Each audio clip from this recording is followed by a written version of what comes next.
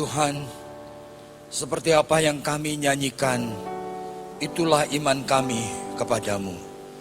Dan kami ingin sekali sebagai orang-orang percaya, bukan hanya menjadi orang yang beragama Kristen, tetapi menjadi seperti apa yang kau kehendaki. Sehingga di dalam kehidupan yang singkat ini, kami tidak hidup dengan cara seperti orang dunia hidup, tetapi kami hidup dengan motivasi dan tujuan yang baru. Kami hidup dengan pemahaman dan pengertian yang baru, sehingga pada saat kami bekerja pun kami mempunyai sistem nilai yang berbeda.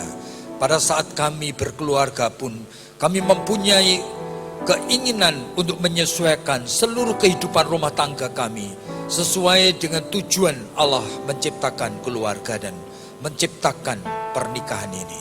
Tuhan, kami tahu kami semua hari ke hari, waktu ke waktu, kami disibukkan dengan kegiatan kami masing-masing. Kami mencari apa yang kami inginkan, tetapi kami seringkali tidak mengerti apa yang sesungguhnya kami butuhkan. Kami membutuhkan akan kebenaran firman-Mu yang adalah pelita bagi kaki kami dan suluh di dalam jalan kami, sehingga kami boleh berjalan dalam kehidupan yang gelap ini Tuhan. Tetapi kami diterangi oleh firman-Mu, sehingga kami tidak akan jatuh terjelebab dan kami menjadi bahan tontonan yang mempermalukan nama-Mu. Tuhan, tolong kami, baik tua maupun muda, baik yang masih berpendidikan, yang sedang belajar, maupun yang kurang berpendidikan. Tetapi kami semua merindukan melalui kebaktian demi kebaktian, kami diubah dan diperbarui. Tuhan tahu akan kehidupan kami, Tuhan tahu masing-masing kami membawa akan persoalan-persoalan hidup tersendiri. Ada di antara kami Tuhan yang mengalami kesulitan di dalam sosialisasi, sehingga hubungan kami suami istri di dalam komunikasi pun kami tidak merasa cukup dan terlatih. Sehingga kami cenderung melukai Tuhan. Kami cenderung salah mengerti. Kami cenderung memaksakan diri dan keinginan kami. Kami cenderung untuk membangun akan diri kami sendiri. Tuhan, ampuni kami dan tolong kami juga di dalam hubungan dengan anak-anak kami. Juga di dalam kehidupan pekerjaan kami. Dalam hubungan dengan teman-teman maupun dengan rekan-rekan kerja kami. Tuhan, jadikanlah kami terang dan garam di tengah kehidupan ini. Dan sebentar kami akan membuka dan memikirkan kebenaran firman-Mu, biarlah Roh Kudus menerangi kami. Oleh karena hanya di dalam nama Tuhan Yesus Kristus, Tuhan dan Juru Selamat kami sudah berdoa. Amin. Silakan duduk. Jadi saudara, saya diminta untuk mengkhotbahkan dari apa yang sudah ada di sana. 1 Yohanes pasal 2 ayatnya yang kelima. Tetapi barang siapa menuruti firman-Nya, di dalam orang itu sungguh sudah sempurna kasih Allah. Jadi ini adalah tulisan daripada Rasul Yohanes yang memberikan kepada kita pemahaman yang tidak mudah, saudara, oleh karena apa yang Yohanes itu katakan sebenarnya membutuhkan sekali penjelasan yang kompleks sesuai dengan apa yang Alkitab ini sudah saksikan. Jadi kalau tadi pagi saya mengambil bagian daripada Yohanes pasalnya yang ke-8, maka pada kebaktian yang siang ini saya ingin mengambil aplikasi daripada 1 Yohanes pasal 2 ini dari surat kiriman Rasul Petrus yang kedua. Jadi 2 Petrus pasalnya yang pertama, mulai ayatnya yang ketiga, yang dikatakan demikian, 2 Petrus pasalnya yang pertama, karena kuasa ilahinya telah menganugerahkan kepada kita segala sesuatu yang berguna untuk hidup yang saleh oleh pengenalan kita akan Dia yang telah memanggil kita oleh kuasanya yang mulia dan ajaib. Dengan jalan itu, Ia telah menganugerahkan kepada kita janji-janji yang berharga dan yang sangat besar, supaya olehnya kamu boleh mengambil bagian di dalam kodrat ilahi dan luput dari hawa nafsu duniawi yang membinasakan dunia. Justru karena itu, kamu harus dengan sungguh-sungguh berusaha untuk menambahkan kepada imanmu kebajikan. dan kepada kebajikan pengetahuan, dan kepada pengetahuan penguasaan diri, dan kepada penguasaan diri ketekunan, dan kepada ketekunan kesalehan, dan kepada kesalehan kasih akan saudara-saudara, dan kepada kasih akan saudara-saudara kasih akan semua orang. Sebab apabila semuanya itu ada padamu dengan berlimpah-limpah, kamu akan dibuatnya menjadi giat dan berhasil di dalam pengenalanmu akan Yesus Kristus Tuhan kita. Tetapi barang siapa tidak memiliki semuanya itu, ia menjadi buta dan picik karena ia lupa bahwa dosa-dosanya yang dahulu telah dihapuskan. Saudara, sulit sekali ya pemahaman untuk perjanjian baru, khususnya surat-surat ini. Dan kali ini kita akan memikirkan mengenai menuruti firman dan akan menjadi individu yang mengalami kehadiran kasih Allah yang sempurna. Nah, saudara, bayangkan saja ya, bagaimana saudara-saudara itu bisa tahu kalau saudara diselamatkan, yaitu jikalau kasih Allah dalam Kristus hadir di dalam hidup kita, sehingga kehidupan kita menjadi sarana daripada Tuhan sendiri yang menghadirkan kasih melalui kita kepada dunia ini. Memang tujuan daripada kehidupan menjadi orang Kristen seperti itu sebenarnya. Sehingga di dalam suratnya, di dalam Injil Yohanes, Yesus di dalam doanya pernah mengatakan kepada Bapa di surga. Jadi supaya saudara memahami, Yesus mengatakan di dalam doanya itu, Bapa, jangan ambil anak-anakku ini dari dunia. Meskipun dunia itu membenci mereka. Meskipun mereka bukan milik dunia ini lagi. Tetapi jangan ambil. Oleh karena mereka itu punya misi tertentu di dunia. Aku mohon engkau melindungi saja mereka dari yang jahat. Jadi saudara, kita itu di dalam dunia ini, jikalau saudara betul sudah diselamatkan, saudara sebetulnya itu bukan milik dunia ini lagi. Bukan diperhamba oleh dunia lagi. Bukan diatur oleh dunia lagi. Tetapi dipimpin dan diatur oleh kebenaran firman Tuhan. Nah, sehingga hidup saudara itu seharusnya menjadi terang dan menjadi garam. Dan bukan hanya kehidupan daripada orang-orang yang hanya hari Minggu. Barangkali cuma 2-3 jam saja. Saudara itu membawa akan label Kristen. Bertingkah laku agamawi. Tetapi kehidupan yang real di dalam kehidupan dalam keluarga, di dalam kehidupan di dalam pekerjaan, dalam kehidupan di tengah kampus, di tempat studi saudara, di dalam kehidupan di tengah hobi saudara, di sanalah di dalam setiap aspek saudara dituntut sebetulnya untuk membuktikan bahwa Kristus Yesus dengan darahnya yang kudus sudah memenangkan akan seluruh dosa-dosa saudara. Sehingga melalui tutur kata, melalui sikap, melalui tingkah laku kita, seluruh dunia seharusnya mulai tahu, inilah orang yang sudah dimenangkan oleh darah Kristus Yesus. Nah, sepertinya tujuan daripada apa yang Yohanes katakan, dia mengatakan dua kata seperti ini. Penuh, yaitu menuruti firmanku, dan kamu akan mengalami kepenuhan dari kasih Allah. Nah, saudara, kalau kita mau pikirkan pengalaman daripada anak-anak Tuhan, dan termasuk penulis daripada surat Petrus sendiri, yaitu Rasul Petrus, kita mulai mengerti. Jikalau Petrus sendiri sebagai individu yang sudah diselamatkan, yang dipilih secara khusus oleh Tuhan, ternyata tidak selalu dia mengalami penuh dengan kasih Kristus. Tidak selalu dia berhasil untuk menjadi terang dan garam dunia. Nah, di dalam Alkitab disaksikan, bukan hanya Petrus itu merupakan individu yang gegabah, yang impulsif, yang seringkali mau menonjolkan diri sendiri, yang sombong, yang iri, saudara. Oleh karena apa? Oleh karena beberapa bagian dari Alkitab ini menyaksikan. Dan Petrus sangat menyadari sekali, bahwa ternyata meskipun dia tahu firman Tuhan, kehadiran kasih Allah belum mengubah hidupnya secara utuh. Nah, saudara mau saya ambilkan 1-2 contoh dari Petrus. Nah, misalnya saja dari Matius pasal yang ke-16. Nah, itu pada saat itu Yesus bertanya kepada murid-muridnya, menurut kata orang siapa aku ini? Kemudian murid-muridnya mulai mengatakan, oh merebut gosip, ya rumor, orang mengatakan kamu ini sebetulnya mirip seperti Yohanes Pembaptis yang baru aja dipenggal kepalanya. Ya, ada rumor kamu itu mirip seperti Yohanes, mirip seperti Yesaya, mirip seperti Elia dan sebagainya. Lalu Tuhan Yesus tanya, menurut kamu aku ini siapa?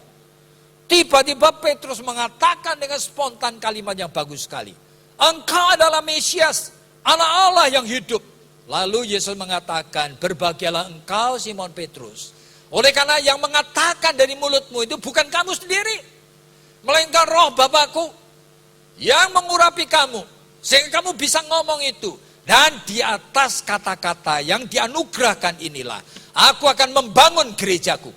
Di atas iman yang seperti ini, yang ajaib, yang bukan hasil rekayasa dan pikiran manusia. Aku akan membangunkan gerejaku.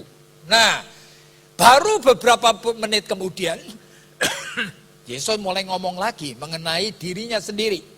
Anak manusia, yaitu dia sendiri.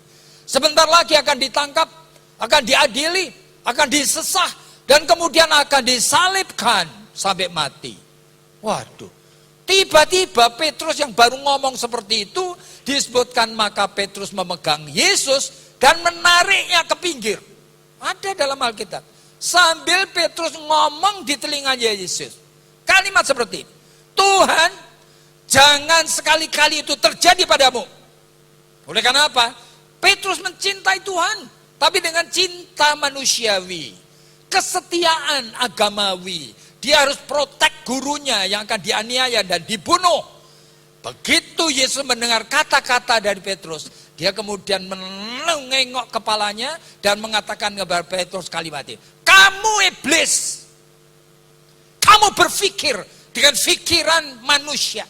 Kamu tidak mengerti pikiran Allah. Bayangin, seorang yang baru dipuji oleh Tuhan, diurapi oleh Roh Bapa, ya kan? Bisa mengucapkan kalimat yang nantinya dijadikan suatu dasar iman orang percaya membangun gereja. Kemudian beberapa menit kemudian disebut oleh Yesus, kamu ini iblis. Kamu dipakai setan ngomong sesuatu hanya sesuai dengan pikiran dan perasaanmu sendiri. Kamu mencintai aku dengan pikiran dan perasaanmu sendiri. Kamu ingin membela aku dengan pikiran dan perasaanmu sendiri. Itu iblis. Waduh. Jadi Petrus sadar, aku ini gagal, tidak bisa aku. Dan saudara, kalau saudara mau membaca misalnya saja beberapa peristiwa ketika Petrus dicobai, ketika Yesus ditangkap, lalu 3 kali Petrus mengkhianati Yesus. Dan 3 kalinya itu memalukan sekali. Nah, dia mengkhianati Yesus ketika orang tanya, 2 kali dia bersumpah, aku tidak kenal orang ini. Lalu Lukas pasal 22 itu mencatat suatu kalimat yang menarik. Setelah pencobaan yang pertama, pencobaan yang kedua, lalu ada waktu jeda. Nah, Lukas 22 mengatakan 1 jam kemudian. Bayangin saudara, Yesus digebukin itu di sana, berdarah-darah tidak karuan, itu ya Petrus dicobai 2 kali dia sudah mengkhianati, lalu ada waktu 1 jam kemudian. Berarti ada waktu dong untuk sadar diri dong. Ada waktu dong untuk dia menyesali kesalahannya dong. Ya, ternyata dia tidak melakukan saudara. Lalu datang pencobaan ketiga. Seorang pembantu rumah tangga datangin Petrus dan ngomong, kamu dari logat bicaramu, aku tahu. Kamu pasti orang Galilea, muridnya Yesus itu. Langsung ngapain Petrus? Dia bersumpah dan mengutuki langit dan bumi. Bayangin saudara, dia sumpah itu bukan sumpah tok saudara, sambil mengutuki. Jadi ini Petrus, seorang yang dipilih khusus untuk menjadi rasul, itu aja kayak gini. Apalagi saudara-saudara dan saya. Nah, makanya saudara ketika kita membaca surat Petrus, saya mulai understand. Oleh karena apa? Betapa sedihnya hati Petrus, betapa merasaan gagalnya Petrus, sehingga ngapain? Di dalam suratnya, dia tuh sadar sekali. Bagaimana aku bisa mengalami kehadiran kasih Allah? Meskipun aku mau. Lalu resepnya apa? Ya kan? Lalu dia mengatakan di sini. Iman kepada dia tidak cukup. Percaya kepada dia, tidak cukup ternyata. Janji kepada dia juga tidak cukup. Gitu. Meskipun aku sudah menjadi muridnya. Iman harus ditambah dengan kebajikan. Nah, kebajikan itu virtue. Nah, virtue itu perbuatan baik. Nah, iman ditambah kebajikan. Oke? Sehingga perlu sekali iman itu bukan cuma iman toh. Oleh karena Yakobus mengatakan iman tanpa perbuatan ya mati. Meskipun kamu ngaku-ngaku percaya, kalau tidak ada bukti ya mati sudah. Jadi iman harus ditambah dengan kebajikan, saudara. Tapi hati-hati di sini. Bahkan sudah ditambah dengan kebajikan masih tidak cukup. Oleh karena apa? Kebajikan, kebaikan ini mesti dites. C.S. Lewis itu pernah mengatakan satu kalimat, virtue which is unchecked. Jadi kebajikan kalau tidak pernah dicek is more dangerous. Lebih berbahaya daripada blatant evil katanya. Jadi kebaikan kalau tidak pernah dicek, jangan-jangan sudah menjadi suatu kebajikan yang lebih jahat dari kejahatan terang-terangan. Aneh ya? Nah, saudara perlu waspada. Di dalam 1 Korintus pasal yang ke-13, Rasul Paulus itu memang mengakui ya, dunia ini seringkali penuh dengan orang-orang baik, saudara. Sehingga sama seperti dalam suratnya kepada Roma dan sebagainya, Paulus itu menyadari sekali ada orang yang rela mati untuk temannya. Baik sekali toh. Dalam 1 Korintus pasal 13 disebutkan ada orang saking baiknya sampai rela mati dibakar untuk temannya. Luar biasa. Ada orang saking baiknya sampai rela mengorbankan seluruh harta bendanya sampai entek habis demi orang ini. Tetapi, ya kan? Paulus mengingatkan dalam 1 Korintus, jikalau itu bukan oleh karena kasih Allah dalam Kristus, perbuatan baiknya itu hanya seperti gema gong yang berkumandang. Bunyi kerincingan daripada genta yang gemerincing saja. Yang hanya bisa membuat orang kagum-kagum sementara. Tapi sebentar lagi akan hilang gemanya. Tidak mempunyai nilai kekal. Nah, itu hati-hati. Jadi perbaikan, virtue, itu harus kebaikan buah roh. Kalau itu bukan buah roh, saudara itu hanya memang lahir sebagai orang baik sih. Saudara lahir sebagai orang yang murah hati. Saudara lahir sebagai orang yang gampang memaafkan. Itu bukan apa-apa, saudara. Oleh karena kalau lahir sebagai orang baik, dilatih sebagai orang yang baik, kebaikan itu kebaikan natural, kebaikan alami. Nah, orang kalau seperti itu, tidak butuh Yesus Kristus, tidak perlu mati di atas kayu salib. Padahal Yakobus mengatakan, kamu mungkin bisa memenuhi semua hukum, cuma sitok yang kamu lupa. Itu pun kamu melanggar semuanya. Jadi saudara, iman Kristen itu mengajarkan hal yang ajaib seperti ini. Sehingga kita perlu waspada. Pada saat saudara kenal akan orang baik dan kebaikan manusia, saudara punya konsep itu yang jelas. Saudara, kalau kita itu melihatkan kebaikan di kanan kiri, ada orang baik, ada orang murah hati. Itu secara psikologi kita tahu sebenarnya. Orang itu bisa menjadi orang baik oleh karena 4-5 kemungkinan. Saudara. Di samping kemungkinan memang dia lahir, dididik secara baik oleh kedua orang tuanya. Tapi ada beberapa kemungkinan yang lain. Yang pertama, orang yang lagi sangat bahagia untuk beberapa menit pasti jadi orang baik. Ya, misalnya saja saudara tidak ada hujan angin, tiba-tiba saudara mendapatkan lotre atau hadiah dari orang entah kemana apa, ya kan 10 miliar. Begitu aja. Soalnya nanti kalau ada pengemis itu minta kepada saudara 1 juta, langsung saudara kasih gitu aja. Tidak mikir saudara. Oleh karena apa? Saudara baru sangat berbahagia. Sehingga rasa enteng itu berbuat baik itu tidak mikir saudara. Iya. Tapi saudara mesti perlu waspada.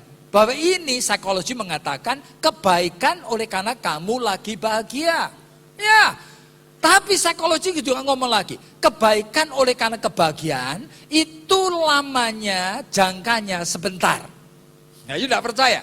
Real saudara. Saya mempunyai seorang teman dan teman saya itu sakit cancer. Saudara, dia itu sudah dokter kemana-mana sampai ke Amerika segala. Sudah give up? Sudah tidak ada obatnya? Oh, udah, dia tunggu aja. Pada suatu hari ada seorang dokter Malaysia. Dia itu ternyata teman baik dari seorang ahli cancer yang terkenal dari Jerman yang datang berkunjung ke Malaysia. Lalu Indonesia itu mumpung gitu ya, ada kesempatan itu mengundang juga orang ini datang ke Jakarta, saudara. Apa yang terjadi? Ini peristiwa sungguh ini. Lalu orang ini, Jerman ini, ahli cancer ini, itu sedang membuat riset, pencobaan. Mau enggak ada 3 orang yang nanti kita akan jadikan kelinci percobaan. Gratis, enggak usah bayar. Mau enggak? Nah, ini teman saya yang kena cancer sudah beberapa tahun ini, sudah enggak ada obatnya, dia mau jadikan kelinci percobaan. Enggak bayar kok, siapa tahu kalau sembuh. Betul-betul saudara, dengan treatment yang dia lakukan, sembuh, dia clean, dia bersih. Luar biasa senangnya, saudara. Di mana-mana dia bersaksi bahwa Tuhan sudah memberikan kesembuhan yang ajaib. Nah, pada suatu hari dia cerita sama saya dan saya tanya, oh luar biasa. Ini sudah berapa lama? Sudah 2 tahun lebih Pak. Oh ya, saya tanya, you masih kontak dengan dokter itu? Oh ya enggak. Loh kenapa enggak? Saya tanya. Dia kan dipakai Tuhan, luar biasa sekali. Sehingga kamu yang mestinya sekarang sudah mati, sekarang ini kamu hidup.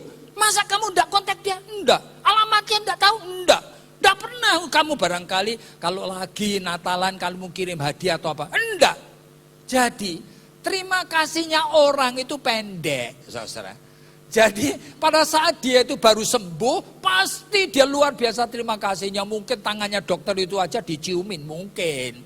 Dia terima kasihnya mungkin ingin sekali memberi hadiah sebanyak-banyaknya, mungkin. Tapi rasa terima kasih manusia itu pendek.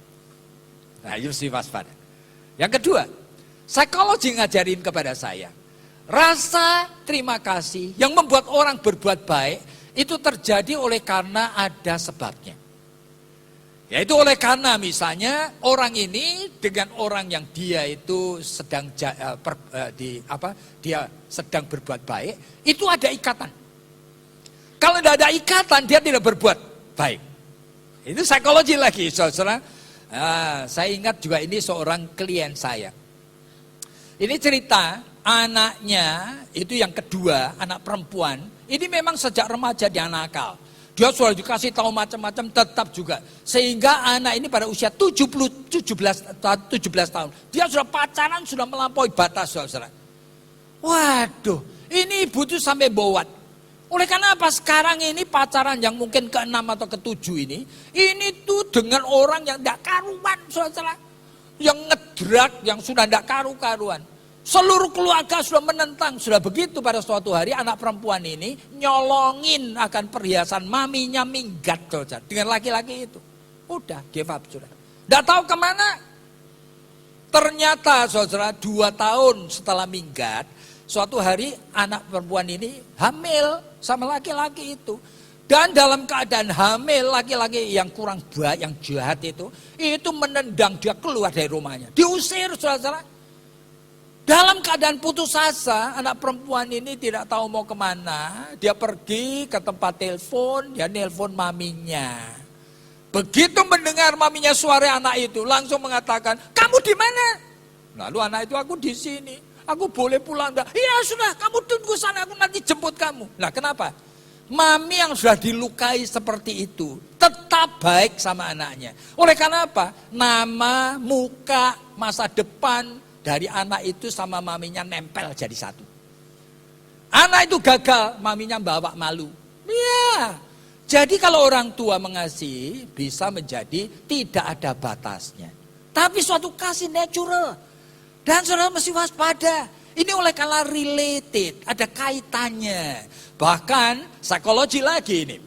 Itu kalau pada saat kita tahu ada orang-orang baik, you mesti bisa membedakan. Misalnya aja, saudara tahu kan banyak orang-orang kaya, ya di seluruh dunia ini menjadi filantropis. You tahu filantropis? Itu orang-orang kaya yang rela itu membagikan kekayaannya luar biasa. Seperti misalnya almarhum Michael Jackson, dulu itu pernah memberikan 1 kali $3 juta kepada orang-orang miskin. Ya, untuk riset. Bill Gates itu sejak dia menjadi orang terkaya di dunia, kalau dihitung-hitung semuanya dikumpulin sudah lebih dari $30 billion. 30 nolnya itu sudah bukan 6 lagi, 9. Begitu banyaknya dia beri. Tetapi ya, Rockefeller dan sebagainya, ini orang-orang yang filantropis. Cuma psikologi ngomong, kalaupun mereka itu berbuat baik untuk masyarakat dan untuk dunia ini, you mesti tahu filantropis ada motivasinya.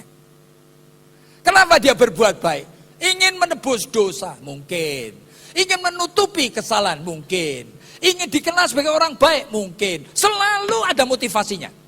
Motivasi untuk diri sendiri. Dan semua filantropis masih kaya raya.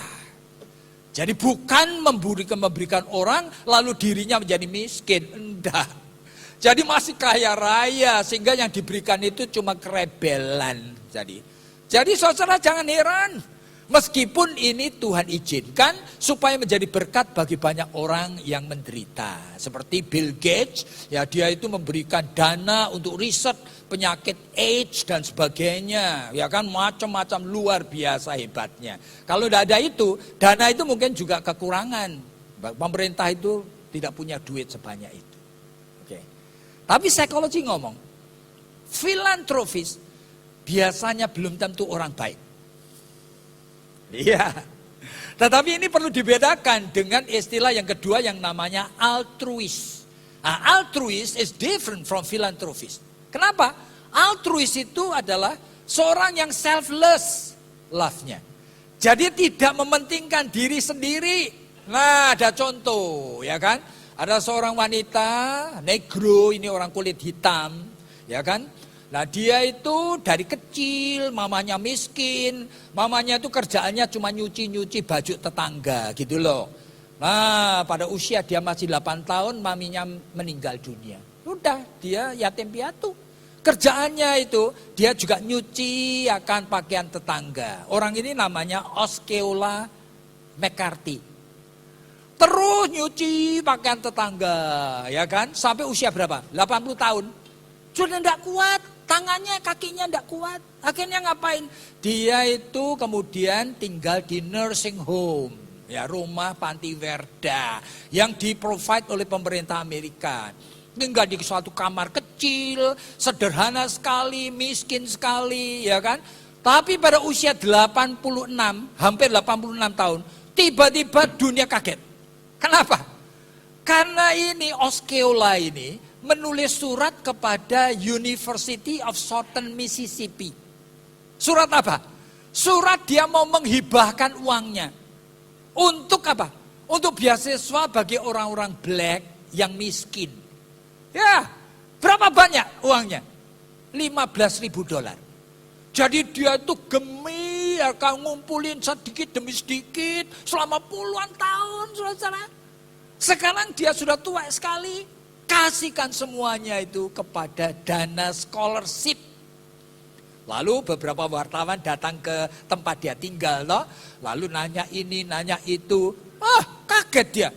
Oleh karena orang ini tidak punya baju yang baik, cuma sitok baju yang baik. Yaitu satu yang sudah lebih dari 10 tahun tidak pernah ganti. Satu untuk ke gereja. Lalu apa pernah dia tuh makan di restoran? Tidak pernah. Sampai dia tanya, pernah enggak mencicipi es krim? Enggak pernah, rasanya kayak apa juga enggak tahu dia es krim.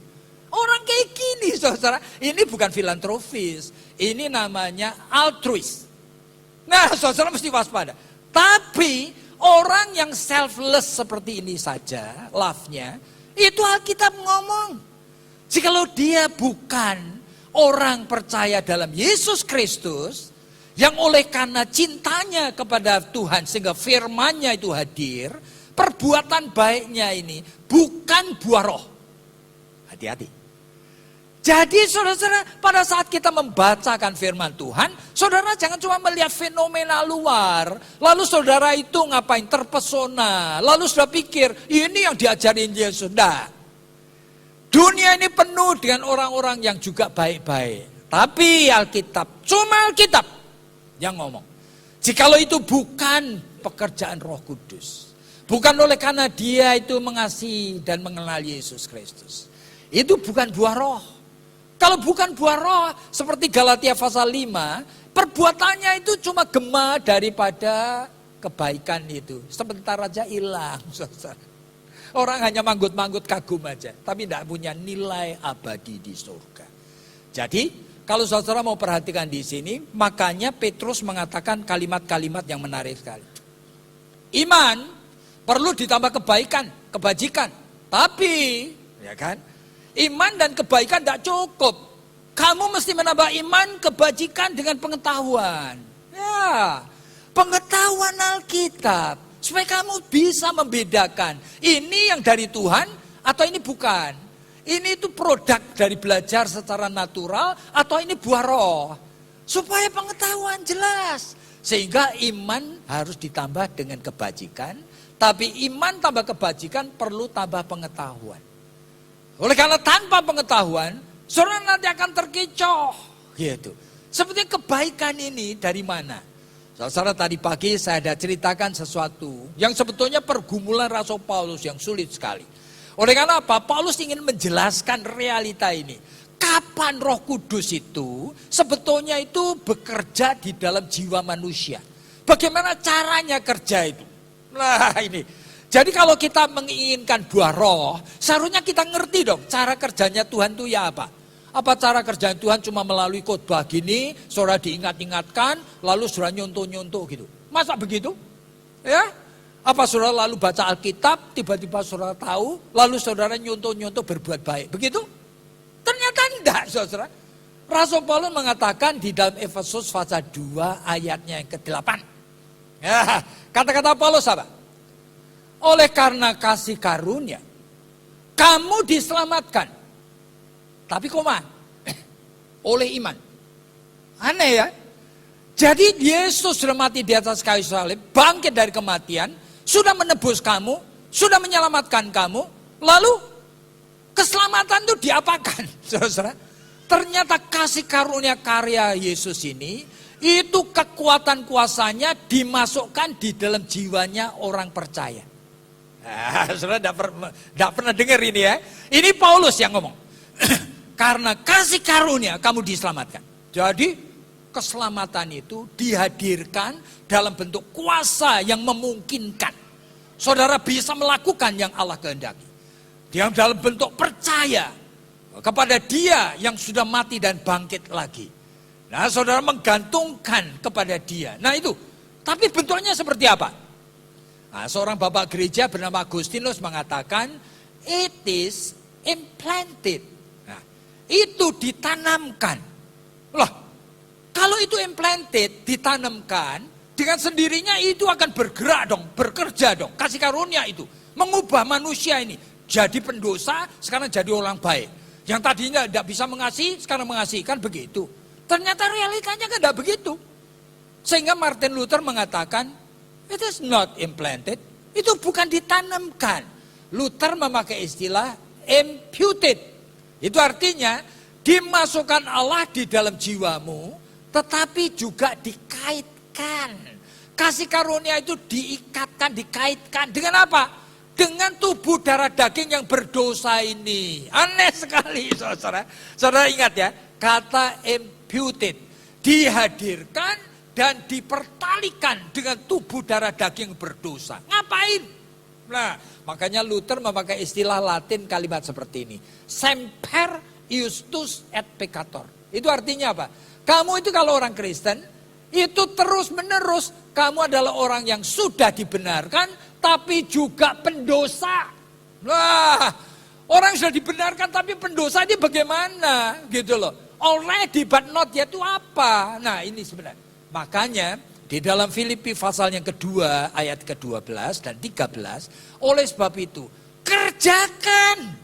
Keselamatanmu itu tidak bisa dibiarkan, didiamkan. Kamu terima ya sudah, tidak bisa. Mesti dikerjakan. Dengan cara apa? Kamu membiarkan kasih karunia tadi berkaitan dengan dosamu. Kamu ingin toh dosamu dilepaskan? Kamu misalnya saja seorang yang suka berzina. Kamu harus kaitkan itu dengan spirit berzina dalam jiwamu itu. Supaya ngapain? Supaya kasih karunia Allah mulai memenangkan. Sehingga jiwamu yang berzina mulai dimatikan. Itulah yang disebut iman. Jadi dengan kasih karunia kamu diselamatkan. Tapi oleh iman. Jadi tidak bisa kasih karunia itu hadir begitu aja. Kasih karunia harus diizinkan mulai menolong saudara bagian demi bagian, ya, dari dosamu mulai dimenangkan. Ada yang keras kepala, ada yang tidak akur sama mertua, ada yang sombong, ada yang terlalu gila uang, ada terlalu gila hormat, ada orang yang egois, ada orang yang menyimpan dendam. Waduh, dosa ini begini banyak, saudara. Masing-masing saudara punya lebih dari 3-40 dosa. Sejak saudara terima Kristus sampai nanti saudara mati. Belum pernah saudara itu selesaikan. Hati-hati. Saudara hanya berasumsi kalau saya sudah terima kasih karunia Tuhan, saya percaya pada Tuhan Yesus, diselamatkan. Loh, Alkitab itu bukan cuma ngomong itu, saudara. Jikalau kamu tidak menuruti firman-Ku, kasih Allah itu tidak pernah utuh hadir dalam dirimu. Nah, saudara mesti punya target. Minggu ini Tuhan, atau bulan ini, saya akan selesaikan dengan pertolongan kasih karunia Allah, kuasa dari Allah, untuk mematikan dosa perjinahan yang masih ada di dalam pikiranku. Nah, saudara minta, saudara gumuli, saudara izinkan, supaya kasih karunia pelan-pelan mematikan dosamu ini. Sehingga mungkin 2 bulan lagi, saudara ketemu saya, saudara akan mengatakan dengan satu kesaksian. Tuhan sudah membebaskan saya. Dulu saya suka berzina, mulai hari ini tidak. Nah, yang terjadi seperti itu. Tapi ini suatu proses. Nanti kemudian saudara punya target yang baru. Aku tidak akur sama mertuaku. Aku ingin supaya aku rendah hati. Aku ingin supaya punya jiwa pengampun. Ya, aku minta supaya kasih karunia itu menghancurkan jiwaku yang keras, sombong, yang sekarang egois, yang membenci. Nah, supaya dimenangkan oleh Roh Kudus. Ini proses. Jadi kalau saudara tidak mau masuk dalam proses, saudara tidak pernah mengalami apa yang Allah itu kehendaki. Ingat, semua kehidupan gereja ini hanya kehidupan agamawi. Sekarang saudara-saudara mau belajar Alkitab, belajar teologi, ya silakan. Bahkan saudara ikut sekolah Alkitab malam atau apa, tidak mengubah apa-apa. Bahkan saudara aktif di gereja menjadi seorang MC, menjadi seorang, tidak ada apa-apanya. Jikalau saudara tidak menyadari prinsip di dalam Alkitab ini. Oleh karena saudara mesti punya target, sehingga hidup saudara mulai secara gradual itu mengalami kemenangan.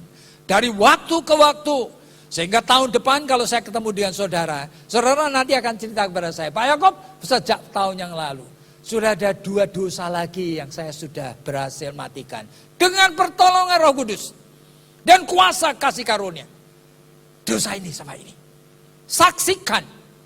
Itu yang sebetulnya ada di dalam pikiran daripada penulis Injil Petrus ini. Surat Petrus ini. Iman, tidak cukup. Perlu ditambah kebajikan. Tidak cukup. Iman dan kebajikan perlu ditambah dengan pengetahuan.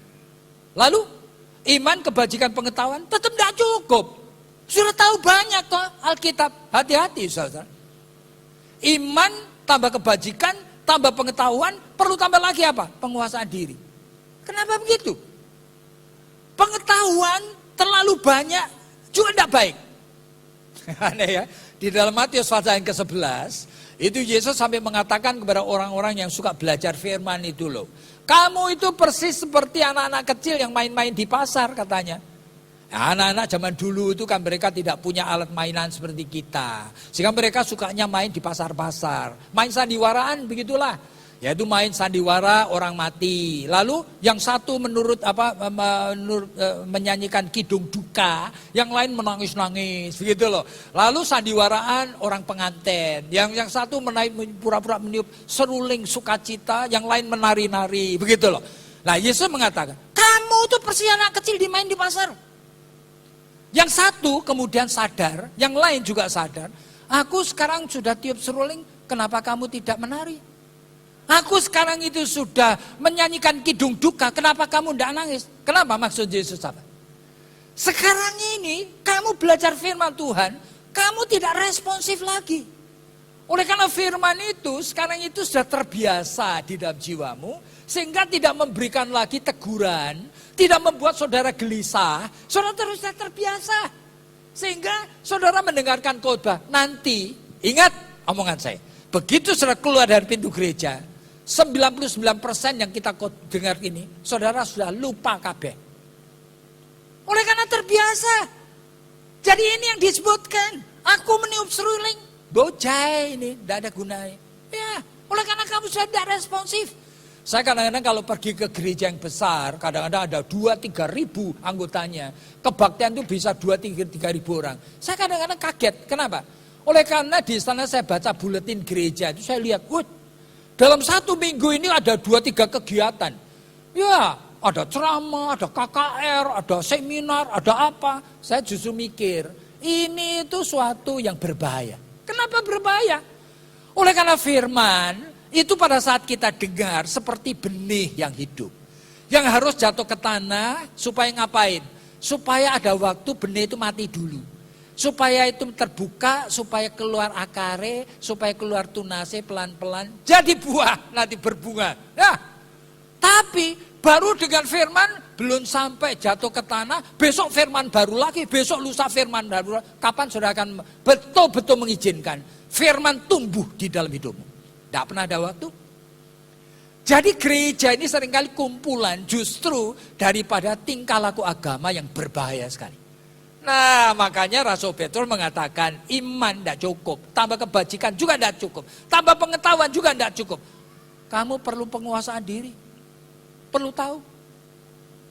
Jadi membaca Alkitab itu bukan suatu aturan. Saya harus selesaikan seluruh Alkitab. Saudara jangan gitu dong. Baca Alkitab itu saudara harus langsung berinteraksi dengan Tuhan. Tuhan, saya baca hari ini 3 ayat. Tidak ngerti. Besok ulangi. Lusa ulangi. Saudara mencari bahan sampai ngerti. Nah, sampai saudara mulai ingin mengaplikasikan firman dalam kehidupan. Nah itulah. Benih jatuh ke tanah, biarkan tumbuh pelan-pelan, bertunas, supaya menjadi besar. Baru saudara-saudara nanti siap untuk menerima benih yang baru lagi. Makanya Petrus ngomongin, kapan saya bisa mengasihi Tuhan Yesus? Saya jatuh terus. Dan saya mulai tahu ini, saya membuat strategi ini. Iman tidak cukup. Iman tambah kebajikan, tidak cukup. Iman tambah kebajikan, tambah pengetahuan, tidak cukup. Iman tambah kebajikan, pengetahuan, tambah penguasaan diri. Tetap tidak cukup. Ditambah lagi dengan ketekunan. Ya. Jadi saudara memahami betapa sulitnya. Oleh karena tahu jiwaku ini, nanti hari ini aku punya tekad.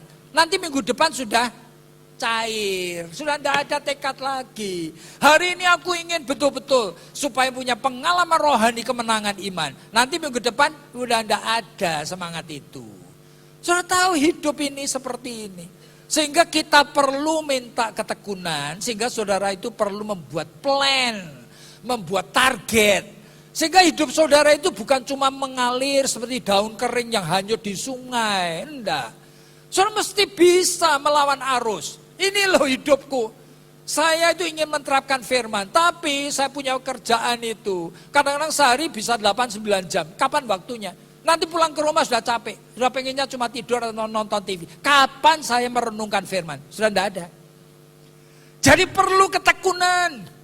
Sehingga Petrus mengatakan itu. Pengetahuan pun perlu ditambah dengan penguasaan diri. Pengetahuan, penguasaan diri perlu ditambah ketekunan. Ini pun masih belum cukup, perlu ditambah dengan kesalehan. Apa itu? Sasa kesalehan itu adalah kesucian. Nah, kesucian itu bukan sesuatu yang suci, bukan begitu. Jadi kalau Alkitab itu mengatakan, misalnya dalam 2 Timotius dikatakan, memang dalam rumah Tuhan itu ada banyak bejana. Ada bejana dari emas, dari perak, dari tembaga, dari kayu, dari batu, dari tanah liat. Semuanya ada. Nah kamu harus ingat, ini benda-benda seperti ini ya kan, kalau di toko sana ya dijual sesuai dengan bahannya ya kan. Jadi benda dari tanah liat, itu barangkali cuma dijual barangkali 5.000 atau 3.000 rupiah ya sudah, tidak berguna. Cuma kalau benda yang di luar harganya seperti itu, mau dipakai Tuhan, masuk di dalam rumah Tuhan akan dipakai khusus untuk pekerjaan Tuhan. Ini menjadi suci. Jadi pengertian menjadi suci itu artinya being set apart for God's word. Kamu dikhususkan dari sekian ratus ribu bejana tanah liat. Kamu sing tak pilih. Aku bawa ke dalam rumah Tuhan. Dipakai untuk pekerjaan Tuhan. Nah, Petrus mengatakan ini kenapa? Saya berupaya seperti ini. Saya mesti waspada. Saya berupaya oleh karena saya tahu Tuhan mau pakai saya. Jadi ini bukan tujuan apa. Saudara harus disucikan.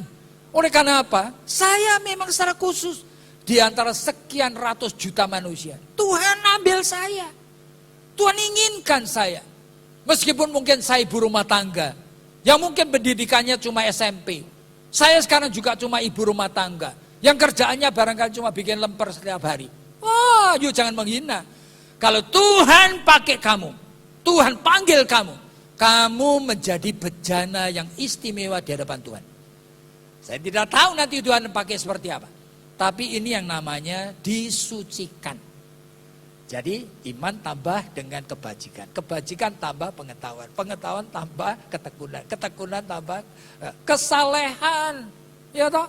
Barulah kasih mulai hadir. Itu pun tidak langsung. Kesalehan perlu ditambah kasih terhadap saudara. Wah, gampang, sulit sekali. Petrus sendiri terus bersaing dengan Yohanes, saudara. Iya. Di dalam Yohanes pasal 21, ketika Tuhan Yesus ngomong sama Petrus. Petrus, Simon Petrus, ada waktu kamu masih muda ya. Dan kamu punya kebebasan jalan kemana-mana. Good. Tapi akan tiba waktunya. Kamu terpaksa mengulurkan tangan. Orang akan mengikat tanganmu. Dan membawa ke tempat yang kamu tidak suka. Itu Yesus memprediksi penderitaan dan kesengsaraan Petrus. Tiba-tiba Petrus takut. Lalu ngapain? Dia melihat Yohanes lewat gitu. Lalu, bagaimana dengan dia Tuhan? Itu ada di Yohanes 21, saudara. Jadi dia bersaing terus dengan Yohanes. Iri-irian. Ya, lalu Yesus ngomong apa? Jikalau aku punya rencana lain untuk orang ini. Bahkan mungkin rencana untuk dia punya kekekalan sampai aku datang lagi. Itu bukan urusanmu. Kamu ikut aku, itu aja. Jangan ngurusin orang lain. Nah, ini yang sebetulnya Tuhan mau mengatakan. Perlu sekali kasih terhadap saudara. Nah, barulah kasih seperti itu yang mempersiapkan kita untuk mengalami kasih Allah. Lalu Petrus itu di dalam surat ini ngomong apa? Kamu mesti punya semuanya. Jikalau salah satu aja kamu tidak punya, dosa yang lama itu hidup lagi. Nah, saudara, meskipun dulu mungkin sudah 10 tahun tidak hidup, hidup lagi. Oleh karena ini merupakan strategi bagaimana kita hidup makin diperkenan oleh Allah. Saudara dan saya anak Tuhan, jangan membuat kehidupan Kristiani ini menjadi kehidupan yang gampang dalam arti semau gue. Ini kehidupan yang dituntun oleh Roh Kudus. Dan kita harus membiarkan diri, mulai mendisiplin diri. Supaya firman yang kita kenal, itu menghasilkan kehadiran kasih Allah di dalam hidup kita. Dan hidup kita ada yang masih 60 tahun, ada yang masih 70 tahun barangkali karena saya melihat kalian muda-muda beberapa.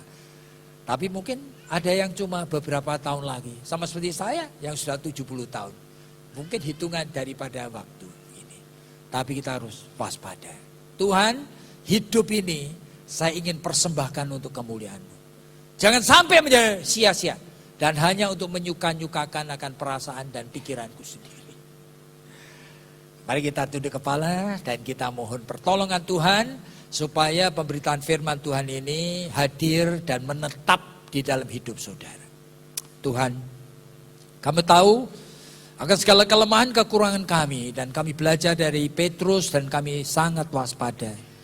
Betapa kami tidak biasa mendisiplin diri sehingga kemenangan iman tidak pernah terjadi dalam hidup kami. Tuhan tolong kami supaya melalui kebaktian ini hidup kami mulai diubah, diperbarui. Sehingga mulai hari ini kami berjalan di dalam suatu proses yang makin lama makin diperkenan oleh Tuhan. Dengar doa kami, dalam nama Tuhan Yesus kami sudah berdoa. Amin.